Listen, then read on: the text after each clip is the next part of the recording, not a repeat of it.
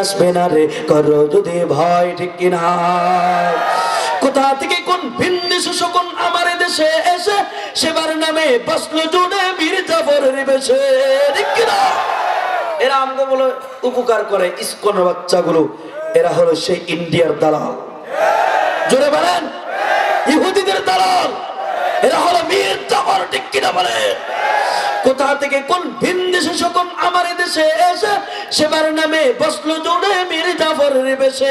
ওদের করতে নাস্তা নাবুদ হতে হবে নির্ভয়, ওদের করতে নাস্তা নাবুদ হতে হবে নির্ভয়।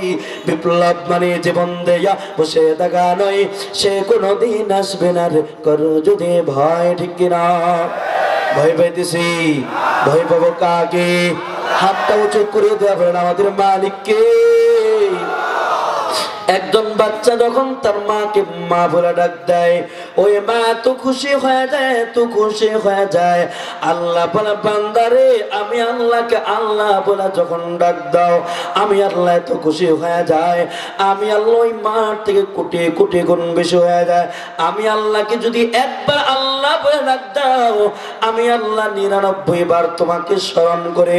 এই জন্য আমার মালিককে এমন ধরে ডাক দিবেন যাতে করে আকাশ বাতাস প্রকম্পিত হয়ে যায়, আল্লাহ যেন সন্তুষ্ট হয়ে যায়। ডাক দিয়া বলেন আমাদের মালিক কি? আর জোরে আওয়াজ দিয়া বলেন আমাদের মালিক কে? আমাদের বাদশা কে?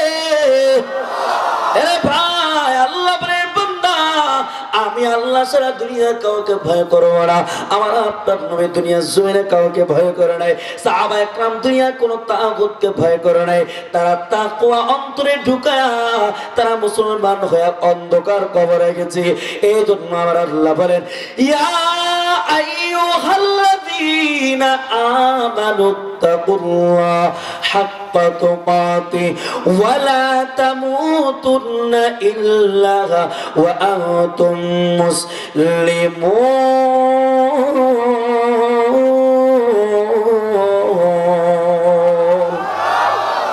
আল্লাহ বলে বান্দা আমি আল্লাহকে ভয় কর, আমি আল্লাহকে ভয় কর সাবধান, মুসলমান না হয়ে কবরে যাইবার সাবধান।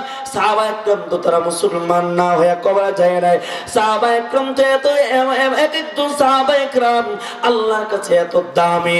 এর যুবক ভাই ও পর্দার আলেম মা, একটু তাদের ইতিহাসগুলো ভালো করে জানেন।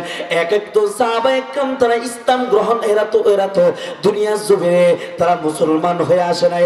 মায়ের গর্ভ থেকে অনেক সাহাবায়ে কেরাম মুসলমান হয়ে আসে নাই শুরু জমানায়। তারা এক একজন নবীর সোহবতে থাইকা